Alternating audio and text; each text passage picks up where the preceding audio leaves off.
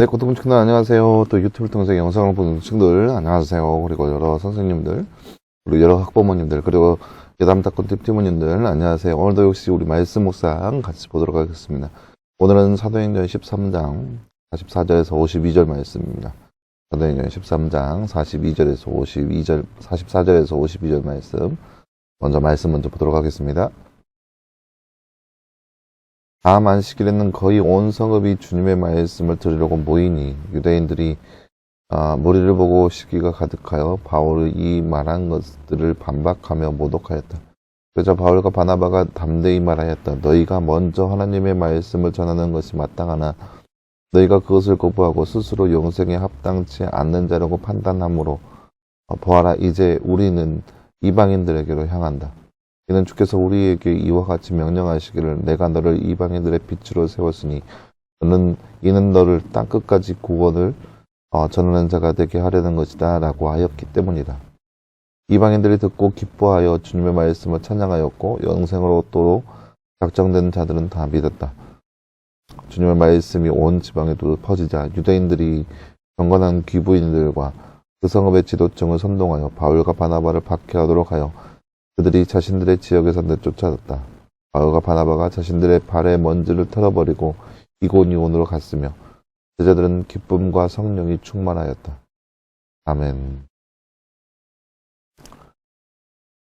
네, 사랑하는 여러분, 오늘 말씀은 이제 바울의 전도 여행 가운데 이제 여러 가지 이야기의 것들을 볼 수 있습니다. 우리가 이 앞전에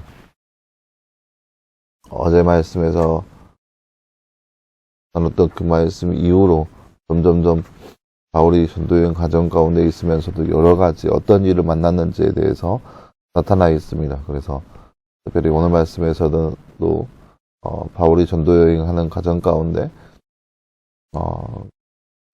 어떠한 일이 있는지 그 말씀이 나타나 있습니다.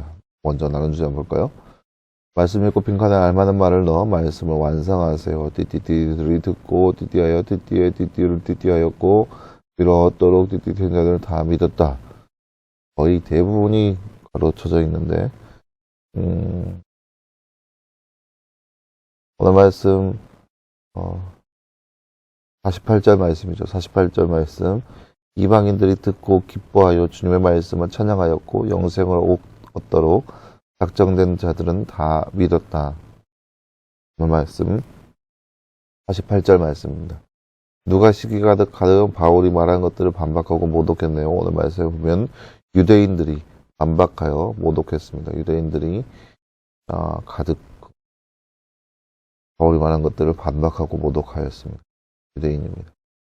네, 사랑하는 여러분, 오늘 말씀은 바울의 전도여행 과정 가운데 특별히 성읍에 살고 있는 유대인들을 통한 그런 환난과 시련의 모습을 함께 말씀을 통해서 바라보았습니다.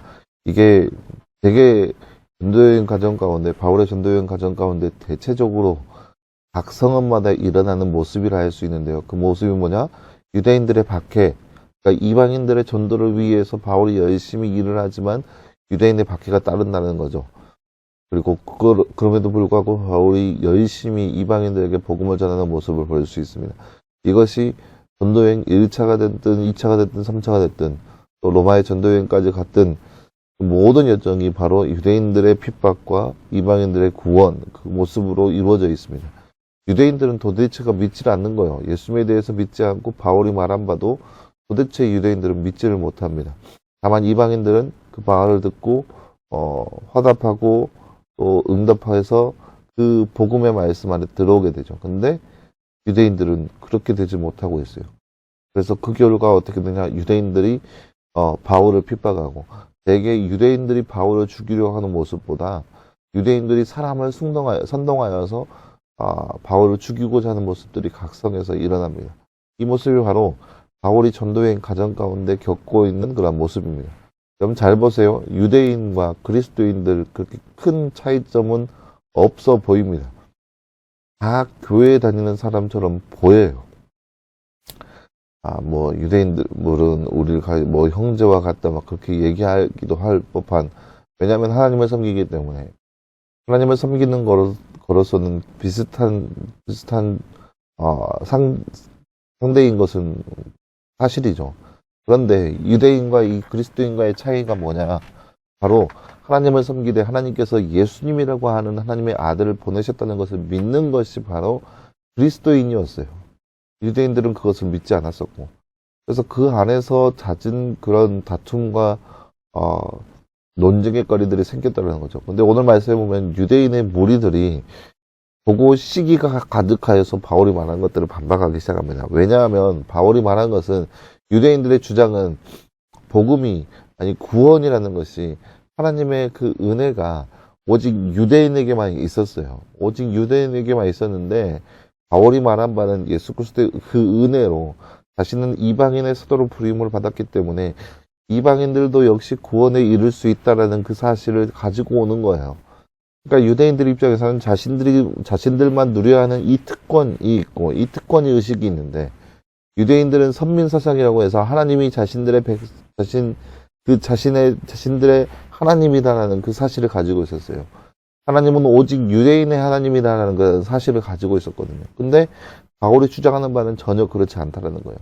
하나님은 유대인만의 하나님이 아니고 온 세계 모든 만물들을 위한 하나님이고 특별히 이방인들을 위하여서 내가 부름을 받았다라고 하는 것이 바로 바울의 주장인 거죠. 그러니까 이 유대인들이 바울을 향하여서 시기하고 질투하고 질투라기보다는 시기하고 미워하였다라는 거예요. 그 미움 때문에 바울을 죽이고자 했습니다. 왜냐? 자신의 입지가 점점 약해지기 때문에, 자신의 특권들이 점점 약해지기 때문에. 하나님 하면 유대인만 있었는데 바울의 주장은 그건 아니거든요. 그러니까 유대인이 가지고 있었던 이 특권을 빼앗아가는 것이 바울의 주장인 거예요. 그렇기 때문에 유대인들은 바울을 죽이려고 했습니다.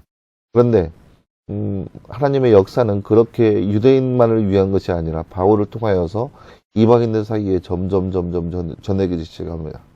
그러니까 오늘 말씀 보세요. 그 말씀을 보면 이방인들은 더욱더 바울의 그 이야기를 듣고 믿음으로 함께 나아가는데 이방인들은 전혀 그렇지 않습니다. 이게 교회 안에서도 요즘날의 교회 안에서도 이러한 모습들을 볼 수 있습니다. 그러니까 교회는 다니되 신실치 않은 사람들, 그러니까 교회는 오래 다녔지만 그 안에서 뭐 아무런 이유 없이 그저 출석만 하고 있는 사람들은 후주택감 형식으로 해서 교회를 장악합니다. 근데 이제 이방에서 외부에서 사람이 들어와서 믿기 시작하면 그 사람의 믿음을 보고 그 믿음을 돋보여주고 막 그 응원해주고 해야 되는데 교회의 터줏대감들이 그렇게 가지 않는다는 거예요. 그러니까 그저 왔다 갔다 하는 그런 터줏대감들. 그리고 그러면서 그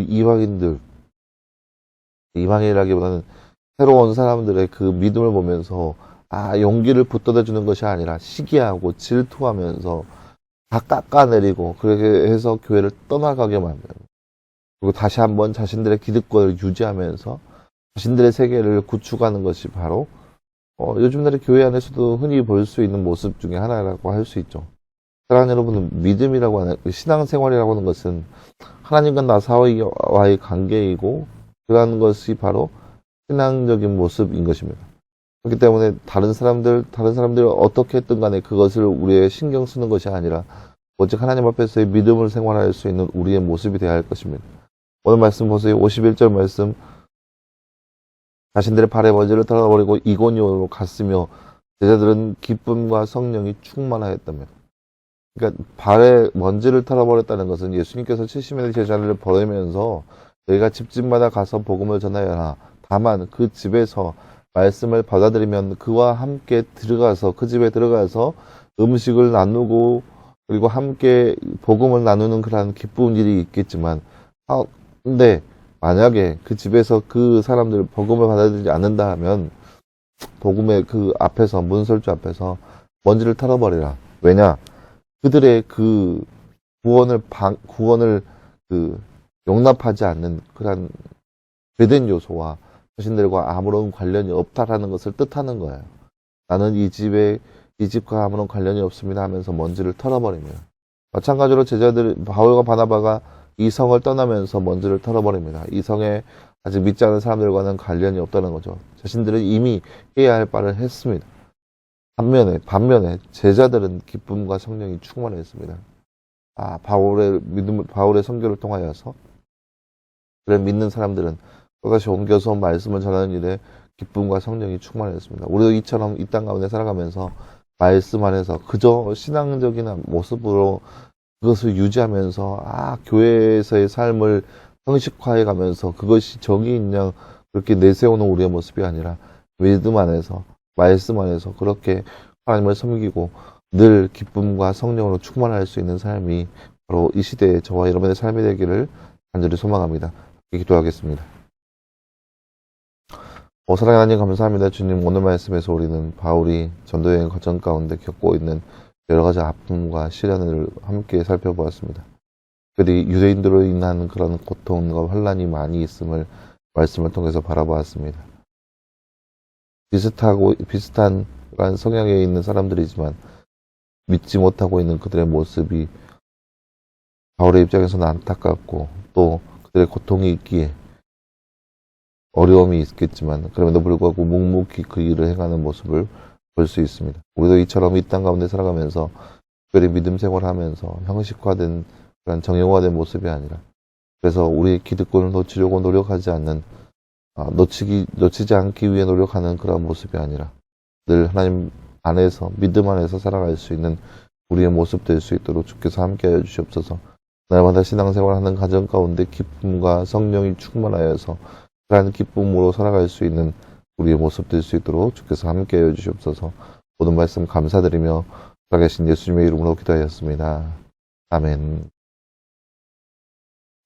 네, 사랑하는 여러분 감사합니다. 오늘 하루도 늘 말씀 안에서 승리할 수 있는 저와 여러분 되길 바라고 말씀 묵상 계속 진행됩니다. 말씀 묵상을 통하여서 더욱더 하나님과 알아갈 수 있는 저와 여러분 되기를 간절히 소망합니다. 여러분 수고했고요. 내일도 역시 말씀 묵상 함께 찾아보도록 하겠습니다. 수고했습니다.